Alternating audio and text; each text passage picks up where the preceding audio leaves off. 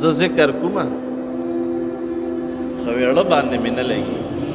بعضې سړی وي که نه ذکر و اذکار کوي خو زړه یې مني نه، د زړه د پاسه هغه ذکر کوي، زړه اطمینان پې نه کوي، زړه ته خوشحالي نه حاصلېږي.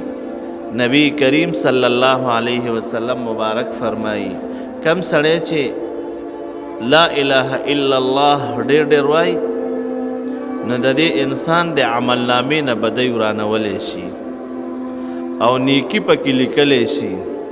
لهذا کم سړی چې د دې انسان په زړه باندې ذکر اثر نه کوي نو دا د دې انسان د ګناه اثر وي، زړه ګناه تور کړی وي.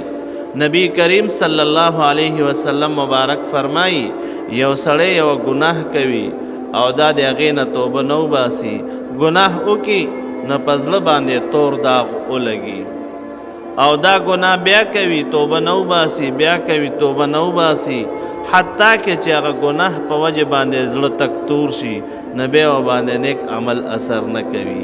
لہذا د کم سړي زړه چې نیکو اعمالو طرف ته نه ځي دا د لا اله الا الله ډېر ډېر وایي. نبی کریم صلی الله علیه وسلم مبارک فرمایي د لا اله الا الله د وجه او د برکت نه د انسان هغه ګناهونه څه کېږي هغه لرې کېږي او نیکۍ پکې لیکلی شي په عمل نامه کې. نو که زړه په ګناهونو تور شوی وي نو هغه زړه بې صفا شي.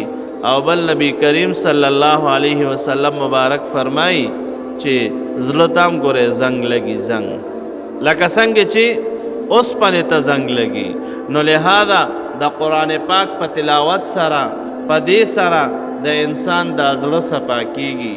نو پکار والا دا ده چې دا لا اله الا الله ډېر ډېر وایي نو زړه به چې کوم د نیکو اعمالو طرف ته رغبت په کې پیدا شي.